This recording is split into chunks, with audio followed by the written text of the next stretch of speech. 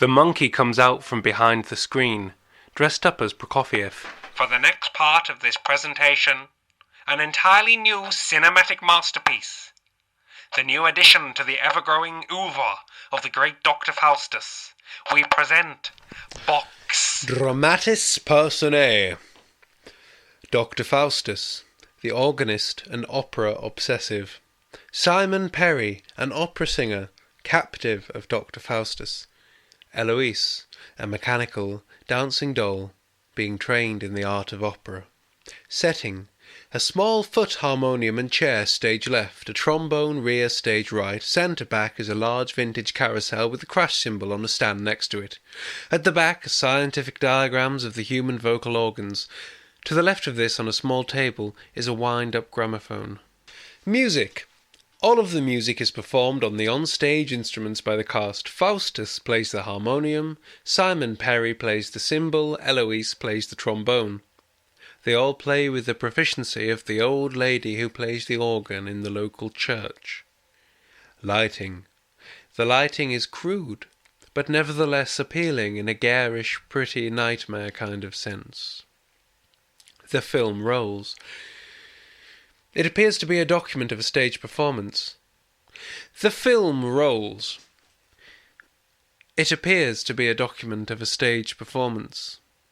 Eloise, a life-size, mechanical doll, portrayed by a lady of flesh and blood, is in place on the mid-stage right, and remains entirely motionless. Enter Dr. Faustus, performed by a downtrodden English gentleman, who winds up Eloise in a very polite and reserved fashion. The winding is created by an off-stage device that makes a nice sound in some fashion.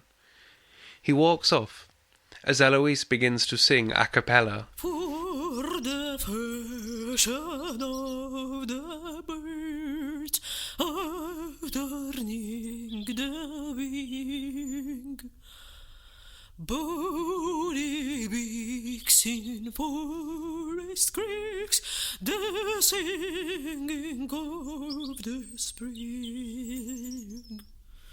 Cawing crows in fragile winter speak felicity. Sorry streaks of candle clovers, rubbing teeth and me.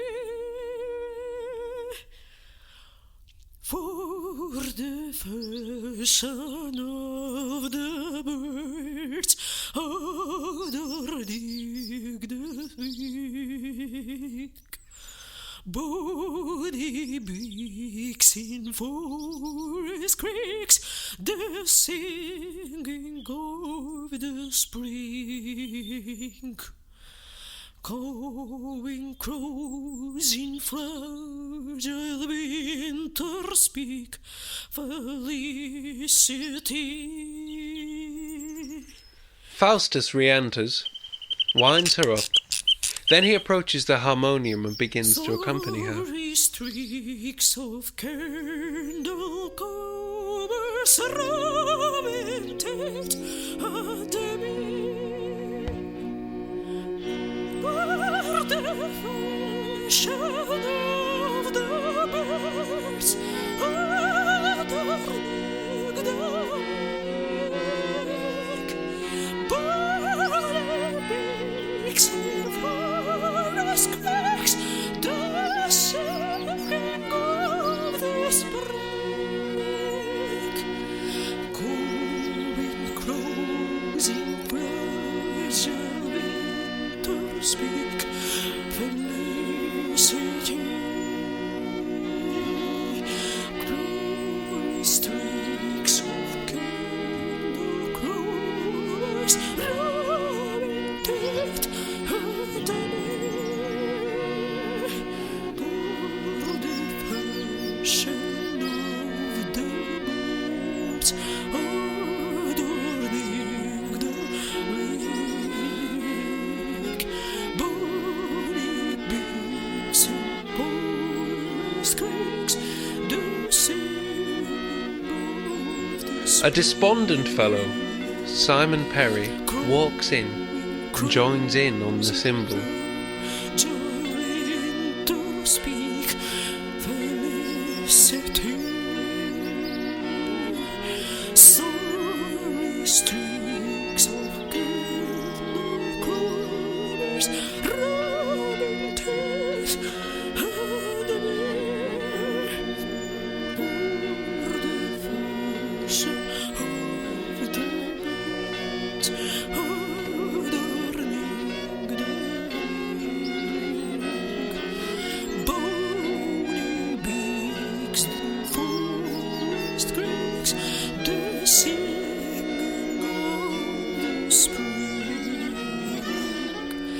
calling crows in fragile winter speak felicity. Sorry streaks of candle colors, rubbing dirt and the breeze fashion of the birds adorning the lake. Bowling beaks in forest creeks, the singing of the spring, calling crows in fragile winter speak felicity. Sorry strings of candle colors, rubbing dirt and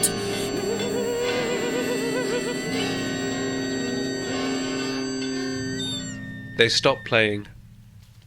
Faustus stands, whilst Eloise and Simon remain static, and he walks to centre stage, winds up the old carousel, which begins to turn and play.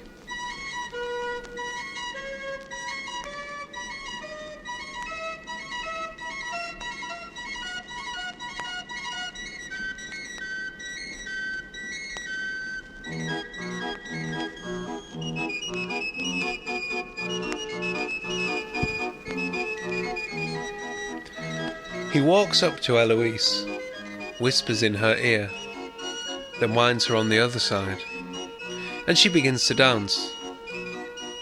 Faustus, on his chair next to his gramophone, listens and watches.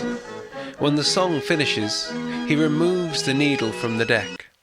Eloise is still dancing, but soon begins to slow down to a halt. Phase 1. Continuation. For the development of the coloratura. The soft dream of the bel canto lingering in the dreams of sheet music.